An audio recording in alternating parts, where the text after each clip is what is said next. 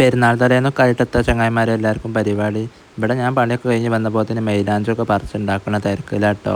നമ്മളെ പേരൻ്റെ മുറ്റത്ത് ഒരു മൈലാഞ്ചിൻ്റെ കുറ്റിയുണ്ട്. അതിന്മേൽ പോയിട്ട് മൈലാഞ്ചി പറിച്ചിട്ട് ഏട്ടൻ്റെ 2 മക്കളും കൂടി അതിൻ്റെയൊക്കെ ബരകിടാൻ വേണ്ടിയിട്ട് പെരുമ്മയും പേരുണ്ട് കേട്ടോ. അതിൻ്റെ മുന്നേ വേണം ഇതൊക്കെ അരച്ചുണ്ടാക്കുക.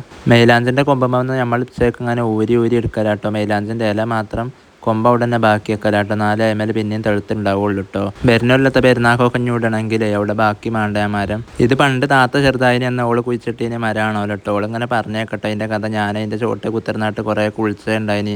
അങ്ങനെയാണ് അങ്ങനെ വലുതായി വന്നത് എന്നിട്ടോ. അങ്ങനെ ഇല പറിച്ചലൊക്കെ കഴിഞ്ഞിട്ട് നേരെ പാത്രം അമ്മൻ്റെ കജ്ജി കൊണ്ടുപോയെടുത്തിട്ടോ. പിന്നെ നേരെ അമ്മികല്ലും കുട്ടിയും തേച്ചൊക്കെ നന്നാക്കിയിട്ട് ഉമ്മ അയിമേ കൊണ്ടുപോയിട്ടിട്ടോ. മൈലാഞ്ചിൻ്റെ ഇല ആയിട്ടൊക്കെ അങ്ങനെ നോക്കുക കേട്ടോ. എത്താപ്പോൾ ഒരു അതിർപ്പം ചരച്ചാട്ട് കാണികൾ നിറച്ചുകൊണ്ട് കേട്ടോ. ആയിട്ടൊന്നും ഇപ്പോൾ അത് കണ്ടിട്ടുണ്ടാവില്ലല്ലോ. പണ്ടൊക്കെ ഉച്ചയ്ക്ക് തന്നെ ഇനി പെരുന്നാൾക്ക് മൈലാഞ്ചിൻ്റെ ഒക്കെ എന്നാട്ട് വെച്ച് തോന്നണത്. അന്നൊക്കെ കുറേ ആൾക്കാരും ഉണ്ടാവും. ഇനി 3 പെങ്ങന്മാരുള്ളതുകൊണ്ടേ ഓരോ കഥയൊക്കെ വെച്ച് നല്ല അറിയാം. ആ അരക്കൽ തന്നെ ഇനി പിന്നെ വളഞ്ഞയും കുത്തലും അച്ചക്കത്തതൊക്കെ തന്നെ ഇനിട്ടോ. അന്നൊക്കെ നല്ല ഊറ്റും ഉണ്ടായിട്ടോ.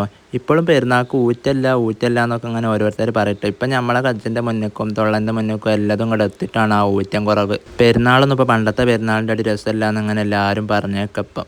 അതൊക്കെ നമ്മളെല്ലായിടത്തേക്കൊക്കെ പോയാട്ടൊരു രസമാക്കുക തന്നെ. അപ്പോൾ ഒക്കെ രസം ഉണ്ടായിക്കോളും. അപ്പോൾ പണ്ടത്തതോ ഇപ്പത്തതോ ഒന്നും മാറ്റം വരുത്താനൊന്നുമില്ല. അങ്ങനെ ആ മൈലാഞ്ചിൻ്റെ ഇല മുഴുവൻ അമ്മിമേലിട്ട് നല്ലോണം നീട്ടി അരക്കുന്നുണ്ട് കേട്ടോ. നിങ്ങളൊക്കെ പെരുന്നാൾക്ക് തുണിയും കുപ്പായം ഒക്കെ എടുത്തോ? ഞാൻ തുണിയും കുപ്പായം ഒന്നും വാങ്ങിയില്ല കേട്ടോ. കുറച്ച് കഴിഞ്ഞിട്ട് പോയി വാങ്ങണം അന്തിക്ക്. പിന്നെ തങ്ങളോടൊക്കെ തേങ്ങാച്ചോറ് അരച്ച് ചാറുവാ. ഇവിടെ ഏതായിട്ട് ഇപ്രാവശ്യം കപ്സ ഉണ്ടാക്കണമെന്ന് തോന്നുന്നുണ്ട് കേട്ടോ. കപ്സേൻ്റെ കിറ്റൊക്കെ 2 ഇവിടെ കാണാനുണ്ടാവത്ത്. അരക്കലൊക്കെ കഴിഞ്ഞിട്ട് പിന്നെ നേരെ ഒരു പൊടണിൻ്റെ ഇലയൊക്കെ ആക്കിട്ടോ. ആ മൈലാഞ്ചി മുഴുവനും നല്ലോണം ഇങ്ങോട്ട് അരിഞ്ഞില്ലാലും ഉമ്മനോട് കഴിയണ അരിയൊക്കെ ഉമ്മ അരച്ചതിന് കേട്ടോ. പിന്നെ കജ്ജ് ഇങ്ങോട്ട് നോക്കിയാണെങ്കിൽ അരച്ച് കഴിഞ്ഞപ്പോൾ തന്നെ നല്ലോണം ചോന്ത് വന്നതിന് കേട്ടോ. പിന്നെ താത്ത കുട്ടിയൊക്കെ ഇട്ട് കൊടുക്കലും തുടത്തിട്ടോ. തൊപ്പിക്കൊടാക്കിയിട്ടാണ് ഇട്ട് കൊടുക്കുന്നത് വിരലുമേൽ. ഇച്ചയ്ക്ക് അരച്ച മൈലാഞ്ചി പോലൊക്കെ ആദ്യമായിട്ട് ഇടുക കേട്ടോ. ഇവിടെ അങ്ങനെ ഒരു മരം ഉണ്ട്. ഇത് പെത്തിൻ്റെതാണെന്നൊന്നും അതിലേക്ക് പൊടിയില്ല ഇനിട്ടോ. അങ്ങനെ ഒരു ഈർക്കളെടുത്തായിട്ട് തോണ്ടി ഇങ്ങനെ ഇട്ട് കൊടുത്തിട്ടോ. ഫുള്ള് നല്ല രസത്തിൽ. നമ്മളെ ഗൾഫുകാർക്കൊക്കെ ഇന്ന് പെരുന്നാളല്ലേ. ഏതായിട്ട് ഓലക്ക് പെരുന്നാളൊക്കെ ഉഷാറാവട്ടെ. ഓലൊക്കെ അങ്ങനെ പറഞ്ഞേക്കാം. നമ്മളിപ്പോൾ അവിടെ പോയില്ലല്ലോ. അങ്ങനെ കേക്ക് പോലെ പിന്നെ പെരുന്നാൾ നിസ്കാരം കഴിഞ്ഞിട്ട് ഔത്തന്നാട്ട് കടന്നുറങ്ങലാണെന്ന് ചോറും വെച്ച്. പാവം അടുത്ത പെരുന്നാൾക്കൊക്കെ നാട്ടിൽ കൂടാൻ കജ്ജട്ടെ. കുറേ ആൾക്കാർക്ക് അങ്ങനെ ആഗ്രഹം ഉണ്ടാവില്ല നമ്മളെ നാട്ടിലത്തെ പെരുന്നാളൊക്കെ അങ്ങനെ കാണുമ്പോൾ. ഏതായിട്ടും നമ്മളെ കുടുംബത്തിനും വേണ്ടി കഷ്ടപ്പെടുന്ന പ്രവാസികൾക്ക് എല്ലാവർക്കും വലിയൊരുനാൾ ആശംസകൾ ഇട്ടോ. നിങ്ങളെല്ലാവരും ദ്വാരക്ക് ഇൻഷാ അല്ലാഹ് ഒക്കെ ശരിയാവും. അങ്ങനെ കജ്ജിൻ്റെ വിരലുമേൽ മുഴുവൻ തൊപ്പിക്കോടെ ഇടൽ കഴിഞ്ഞിട്ട് പിന്നെ ഈർക്കിളി കൊണ്ട് അതിൻ്റെ നടുവിൽ ഉച്ചക്കത്തെ ഒരു പൂവും വരച്ചെടുത്തിട്ടോ.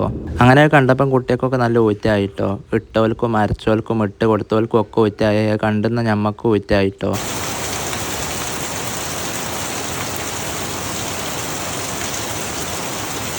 മൈലാഞ്ചിടലൊക്കെ കഴിഞ്ഞപ്പോൾ തന്നെ പെരുമായ പെയ്തിട്ടോ. അപ്പോൾ അവൻ നോക്കി കുറച്ച് നേരമായിട്ട് തൊള്ളാട്ടി അവിടെ കുത്തിർന്ന്. പിന്നെ ഞാൻ നേരെയുള്ള സ്റ്റാൻഡെല്ലാം കുടിച്ചിട്ടോ. ഇനിയിപ്പോൾ തുണിയും കുപ്പായം എടുക്കൽ അന്തിക്കാക്കാം.